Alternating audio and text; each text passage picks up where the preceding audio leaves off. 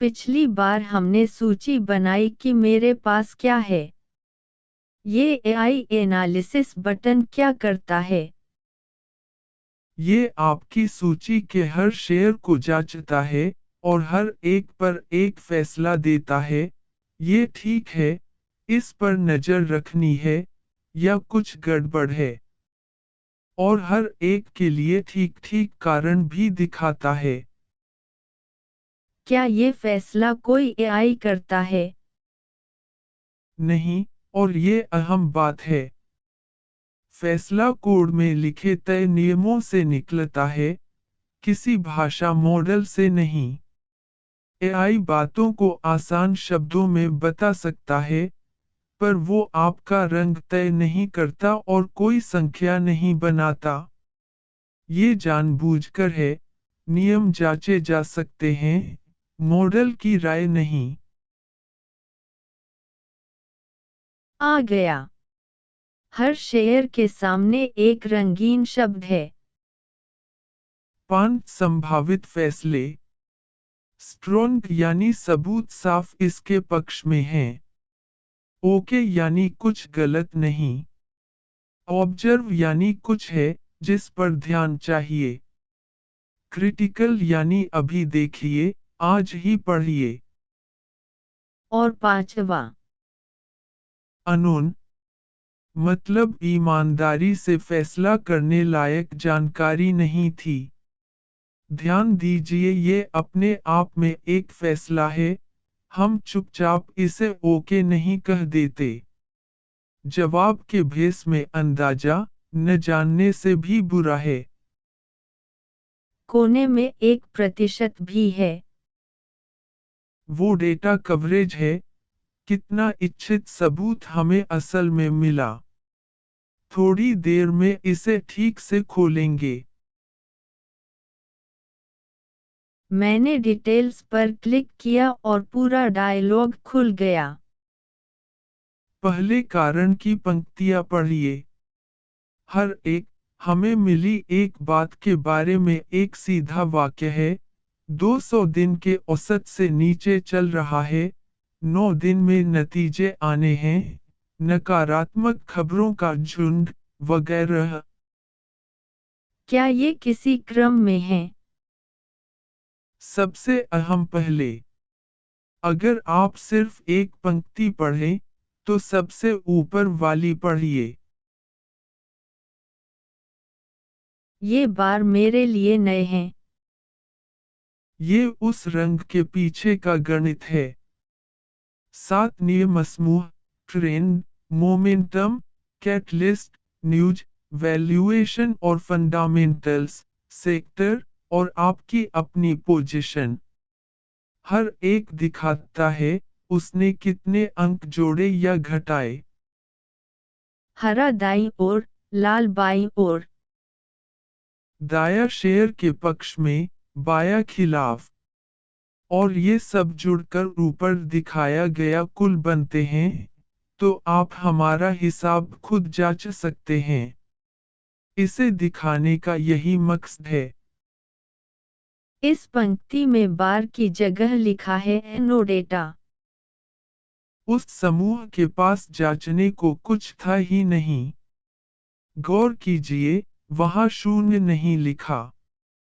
शून्य का मतलब होता कि हमने देखा और तटस्थ पाया। नो डेटा का मतलब हम देख ही नहीं पाए। ये बहुत अलग हैं, और इन्हें मिला देना आपको गुमराह करेगा।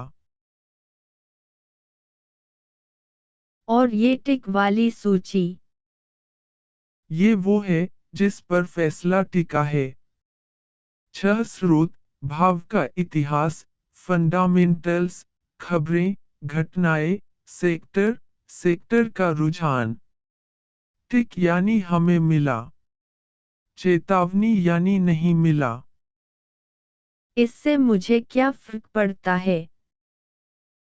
क्योंकि वरना खाली जगह का मतलब अस्पष्ट रहता है। अगर न्यूज की पंक्ति खाली है, तो क्या इस शेयर की सचमुच कोई खबर नहीं, या हमारी फीड नाकाम रही?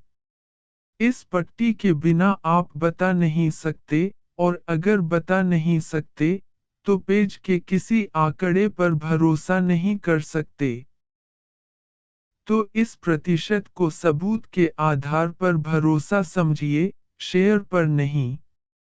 80% कवरेज के साथ क्रिटिकल फैसला एक मजबूत चेतावनी है। 40% कवरेज का मतलब पढ़िए जरूर, पर जानिए कि तस्वीर अधूरी है। उसके नीचे कच्चा सबूत, तकनीकी तस्वीर, आखिरी बंद भाव, RSI 50 और 200 दिन के औसत, 52 हफ्ते का उच्चतम और आप उससे कितना नीचे हैं। फिर फंडामेंटल्स, विश्लेषकों का औसत लक्ष्य, कितने विश्लेषक इसे देखते हैं, इक्विटी के मुकाबले कर्ज, कमाई की बढ़त। फिर वो असली सुर्खियां जो हमने पढ़ी, और कोई नतीजे की तारीख या बड़ा सौदा जो मिला। तो मैं हर शेयर को इसी तरह एक एक करके देख सकती हूँ। इसे इसी तरह ही इस्तेमाल करना है। पहले क्रिटिकल वाले देखिए, फिर ऑब्जर्व, और बाकी सरसरी नजर से। एक अलग अलर्ट्स बॉक्स है। उन सब फैसलों में से निकाली गई छोटी सूची, जिन पर कुछ करना बनता है, ताकि आपको ढूंढना न पड़े। पहले लाल, फिर पीला। मेरे में लिखा है ऑल क्लियर। तो सचमुच कुछ जरूरी नहीं है। खाली अलर्ट पैनल अच्छा नतीजा है, खराबी नहीं। मैंने पंक्ति पर ही क्लिक किया और चार्ट बदल गया। किसी शेयर को चुनना पूरे पेज को चलाता है। चार्ट उस शेयर के भाव का इतिहास दिखाता है, ताकि जो फैसला कह रहा है, वो आप अपनी आंखों से देख सकें। तो अगर लिखा है 200 दिन के औसत से नीचे, तो मैं जांच सकती हूँ। जांचना चाहिए। जब चार्ट एक क्लिक दूर हो तो फैसले को यूं ही मत मानिए, और ये नीचे के सेक्टर चार्ट में उस शेयर का हिस्सा भी उजागर कर देता है। पहला चार्ट सेक्टर के हिसाब से एक छल्ला है। आपका पैसा उद्योगों में कैसे बटा है? हर टुकड़ा एक सेक्टर है, उसका आकार उसमें लगाए रुपयों से। इससे क्या फर्क पड़ता है? क्योंकि अगर आपका ज्यादातर पैसा एक ही उद्योग में है, तो उस उद्योग की एक बुरी खबर आपके पूरे पोर्टफोलियो को एक साथ चोट पहुंचाती है, भले आपके पास 10 अलग कंपनियां हों। एक ही सेक्टर में 40% से ऊपर पर चार्ट चेतावनी देता है। और ये स्लेटी टुकड़ा जिस पर अनक्लासिफाइड लिखा है, वो शेयर जिनका सेक्टर हम पक्का नहीं कर पाए। ये जानबूझकर स्लेटी है, सबसे आखिर में रहता है, और सांद्रता की चेतावनी से बाहर रखा जाता है, क्योंकि अनजान समूह को सेक्टर कहना, एक ऐसी चीज पर चेतावनी देगा जो असल में है ही नहीं। अगले चार्ट में एक बीच की रेखा से दोनों ओर बार जा रहे हैं। Profit contribution. ये उस सवाल का जवाब देता है, जो छल्ला नहीं दे सकता, किन होल्डिंग्स ने असल में पैसा बनाया या गवाया। दाया यानी कमाए रुपए, बाया यानी गवाए, असर के क्रम में। ये छल्ले से अलग कैसे है? छल्ला दिखाता है, आपका पैसा कहाँ पड़ा है। ये दिखाता है, आपके पैसे ने किया क्या। एक बड़ी होल्डिंग जो हिली ही नहीं, छल्ले पर छाई रहेगी पर यहाँ मुश्किल से दिखेगी, और एक छोटी जो गिर गई, छल्ले में अदृश्य है, पर यहाँ साफ दिखती है। पैमाना ऊपर लिखा है। हमेशा। बार की लंबाई एक असली मापी गई रकम है, सजावट नहीं, इसलिए पैमाना लिखा जाता है, और आप खुद आकार पढ़ सकते हैं। अब 3 डिब्बों वाला एक जोखिम पैनल। सबसे बड़ी होल्डिंग, आपका कितना सब कुछ एक कंपनी पर टिका है, 25% के मार्गदर्शक के मुकाबले। टॉप 5, सिर्फ 5 नामों में कितना है। और स्प्रेड, जो एक अकेली संख्या है, कि आपका पैसा कितने समान रूप से बटा है। स्प्रेड की संख्या अकेले मुझे कुछ नहीं बताती। इसीलिए हम उसका संदर्भ साथ में छापते हैं। अगर आपका पैसा उतने ही शेयरों में बिल्कुल बराबर बटा होता तो संख्या क्या होती? उससे ऊंचा यानी ज्यादा केंद्रित। जिस संख्या से तुलना करने को कुछ न हो, वो जानकारी नहीं है।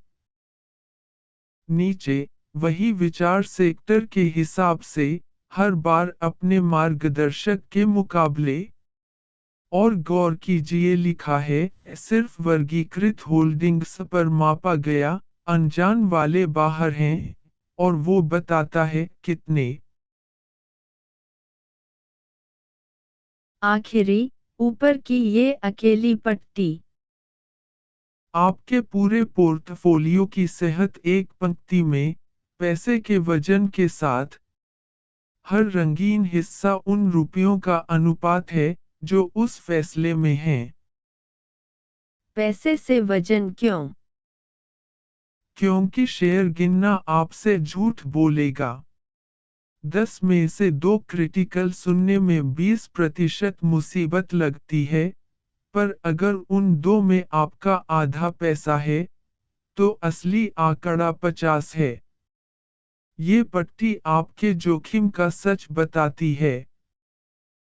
और स्लेटी नोट जज्ड वाला हिस्सा। वो पैसा जिस पर हम राय नहीं बना सके। उसका अपना हिस्सा और अपना आंकड़ा है, कभी चुपचाप स्वस्थ में नहीं गिना जाता। कुछ आखिरी सवाल। मुझे ये कितनी बार चलाना चाहिए? लंबी अवधि की होल्डिंग्स के लिए हफ्ते में एक बार काफी है, और तब भी जब आप खरीदने या बेचने की सोच रहे हों। नतीजे कुछ देर के लिए सहेजे जाते हैं, तो बार बार क्लिक करने से कुछ नहीं बदलेगा। अगर क्रिटिकल लिखा है, तो क्या मुझे बेच देना चाहिए? ये आपको बेचने को नहीं कह रहा। क्रिटिकल का मतलब है, आज इसे पढ़िए और कारण समझिए। फैसला आपका ही रहेगा। ये प्लेटफॉर्म आपकी डीमैट होल्डिंग्स पर खरीद बिक्री की सलाह नहीं देता, और कभी नहीं देगा। और कुछ शेयरों में दूसरों से बहुत कम जानकारी क्यों दिखती है? कवरेज। बड़ी कंपनियों के पास विश्लेषक, खबरें और साफ इतिहास होता है। किसी छोटी के पास शायद कुछ भी न हो, तो उसका कवरेज प्रतिशत कम है, और फैसला कम आधारों पर टिका है। पेज इसे छिपाने के बजाय बता देता है, और यही वजह है कि जिनका कवरेज पूरा है, उन पर आप भरोसा कर सकते हैं।